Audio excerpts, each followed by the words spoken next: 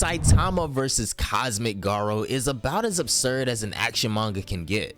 In the span of about 3 to 4 chapters, so much ridiculous and stirring stuff happens that if you start nitpicking, you won't have any idea where to begin. One thing that I always have loved about One Punch Man is that they just unapologetically go all in with the absurdness, and yet, despite the quirky gimmicks, the ridiculousness, and the suspension of disbelief, it still hits the nail on the head when it comes to everything that a well-executed action fight needs. I'm talking about the emotional tension, the thematic relevance, character conflicts, power scaling, paneling, and most importantly, especially for this series, just pure orgasmic art. One Punch Man is absolutely an artistic experience, and as I said in the previous One Punch video, the art alone can please even the most cynical reader. Now, I've already talked about the entire Saitama vs Garou dynamic in my previous video, so you guys should definitely go check that one out first. And well, for this one, we'll take a deep dive into Cosmic Garou vs Saitama and try to understand what actually took place during that fight.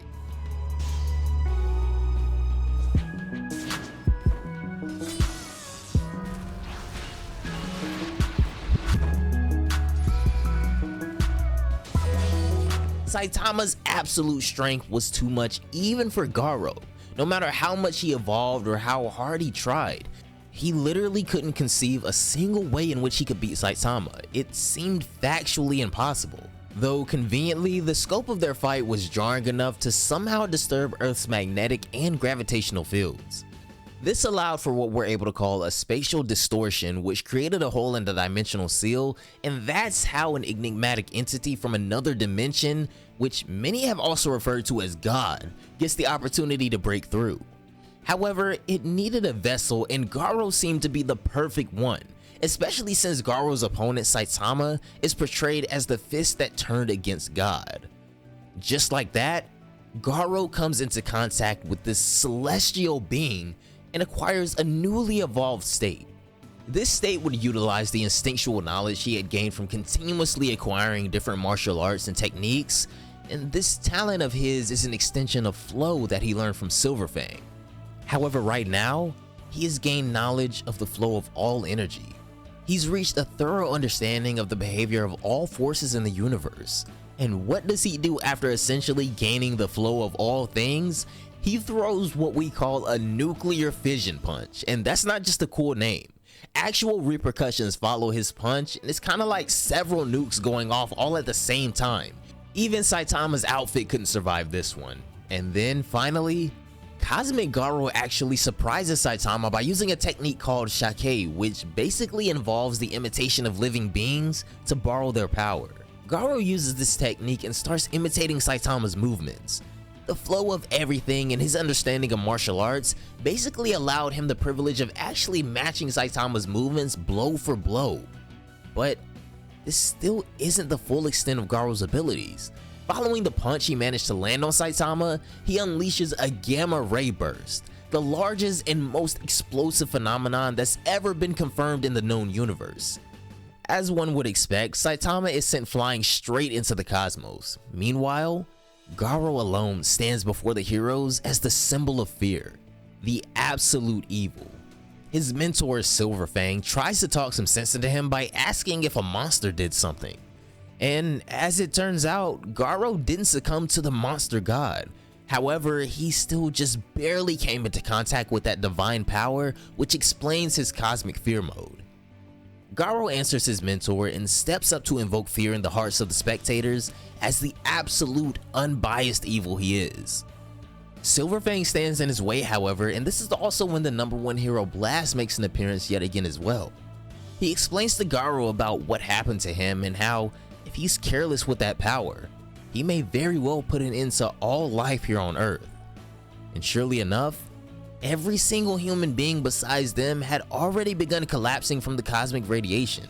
This was absolutely not a joke either.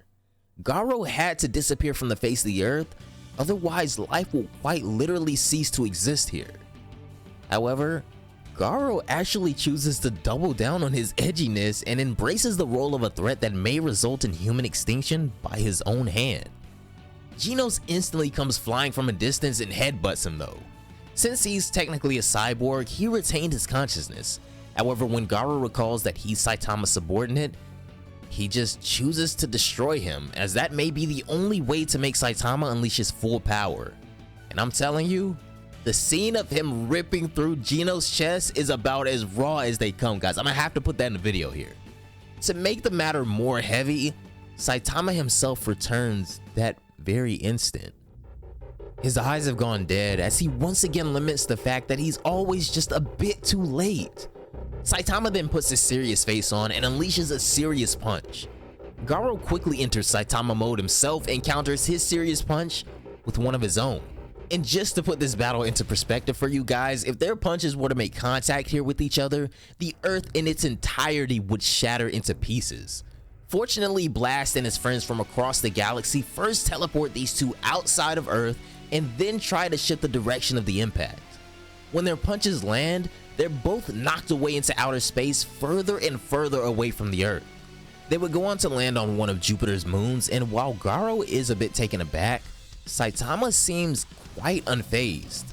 Garou talks about figuring out a way to get back, but he simply tells him to shut up.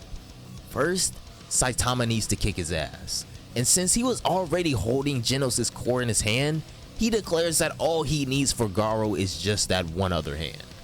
Even though there was finally an opponent that could be a decent sparring partner for him, Saitama just couldn't feel the excitement at all. His emotions were too occupied with Genos' supposed death. Garou begins with creating a hyperspace gate to trap him in the crux of time and space, but Saitama just casually kicks the hyperspace and then proceeds to send Garou flying. He once again tries to wrap behind Saitama using hyperspace, but it was of course no use. Saitama was actually grabbing the hyperspace with his bare hands. I mean, guys, look at the panel. Even Garou is speechless. And he was doing all of this with just a singular hand because the other one had Genos' core in it. And just no matter how creatively Garou tried to use the crux of space and time against Saitama, he just casually counters it with sheer raw power. In fact, by grabbing a single point in the surface of the moon, and now we're getting into like my favorite part of this whole battle, Saitama flips the entire surface apart and shatters it into a million pieces. He has just single-handedly created an environment where he can make Garou lose all sense of direction. And from there, he would bestow upon Garou a serious punch from every tangent, or should I just call it the omnidirectional serious punch, accompanied with some of the hardest panels I've seen in manga personally. And we have to remember, all of this is going on the countless shattered pieces of Jupiter's moon. At this point, forget countering Saitama, Garou begins to have difficulties just trying to adjust his perception of direction. He knows Saitama is limitlessly strong, so the only way for him to do this is to limitlessly copy him. However, even during this fight, Saitama was continuing to grow. For the first time since breaking his limiter, Saitama faced an opponent who could actually be regarded as a challenge. There was finally someone on the same playing field as him, but even so, Garou's rate of growth couldn't hope to catch up to Saitama's. As he adapted to the situation and overwhelmed Garou, all the while experiencing an upsurge in emotions he'd never experienced before. Saitama would soon leave Garou in the dust and become so strong that even Garou himself was no longer comparable to him in any way. And once again, there would be no one left to measure Saitama's grotesque strength. Then, as Garou prepares for the impact, Saitama would let out a massive, almost diabolical sneeze. A sneeze that practically destroys half the surface of Jupiter, quite literally, as we can see from the panels. But thanks to this serious sneeze, as they called it, Saitama and Garou managed to propel themselves back to the segment of the solar system where Earth is still in sight. Having experienced the mere implication of Saitama's strength, even Garou was lost for words. He simply thinks that a being like this shouldn't be allowed to just roam the Earth freely. Although he shared the same sentiment when it came to himself. Okay, so the both of them may be able to see the Earth from where they are, right? But that's still millions of kilometers away. Well, Garou would go on to try to pull a fast one on Saitama by teleporting himself in front of the Earth while sending Saitama in the opposite direction, but of course that would fail as well. It actually looks like our boy Saitama had a bit of a stomach ache the whole time though, as he lets out a fart, and not just any fart. This is damn near a serious one, because thanks to that added momentum, he manages to catch up to the hyperspace gate that Garou was going to use to warp to the Earth. Right then, when Garou thinks he'd finally won, Saitama is standing right behind him. He bestows upon the hero hunter a massive blow, and just like that, both of them would once again find themselves on Earth, relatively in the same spot where the fight first started, and this is when things get really dark. Everyone is still collapsed from the cosmic radiation, though I'd say, judging from Garou's reaction, most of them are probably just dead. Garou would eventually break after seeing the boy he had saved collapse right before them. He was trying to save him all this time. Saitama then asked if that was really the case. Wasn't he just clinging to him for support? Hearing this, Garou looks at Saitama with the intention of denying the accusation, but what he sees is a silent individual. Throughout their entire battle, Saitama never let go of Genos' core in his left hand. Right now, what Garou was looking at is the image of a man who is holding the last remaining component of the only individual whom he himself subconsciously clung to for support. Garou realizes that Saitama had somewhat been in the same boat. He realizes though that there is no way a person with that kind of power can keep in their right mind. Little did he know, all Saitama needs is to keep making Saturday supermarket sales and he'll always pretty much be good to go. Anyways, by this point in the battle, Garou had gained some respect and empathy for Saitama. He knew he was going to lose this cosmic state soon, and so he decides to teach Saitama a technique that may fix this absolute mess of a reality that they were currently in. They had to kind of do this in a hurry though, since the monster god was already snatching away Garou's cosmic powers from him. So in that momentary time span, both of them imagined their own inner universes.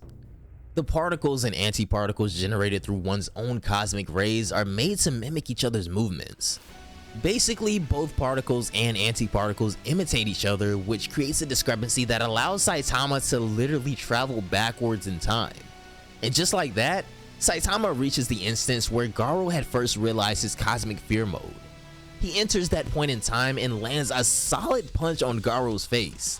So theoretically speaking, and without the time travel shenanigans, the battle between Cosmic Garou and Saitama, guys, took not one, but actually 0 punches. That punch landed before it was even supposed to be thrown. Instantly, the cosmic power that was granted to him through the interference of Monster God begins to dissipate, and Garou returns to his former self. All the while, the Saitama who had come from the future merges with the current Saitama, so naturally neither Saitama nor Garou would have any memories of what happened here. Though since Saitama was always carrying Genos' core in his hand, the current Saitama suddenly finds that same core in his hand. Genos then gives him a little headbutt, as this is really his only way of greeting him since he has no arms or legs at this point. So when he recognizes the component in his hand as his own core, he comes into contact with it, and right then, in that very instant, everything that had happened in that ominous future comes flooding into his brain without any reservations whatsoever. So unfortunately for Genos, he would be the only one who had any memories of that ominous future that could have happened. Now guys, I know anime time travel isn't the easiest thing to understand all of the time, so how about we hear the explanation of what happened from Genos himself, and I'll put the entire panel up on the screen for you guys.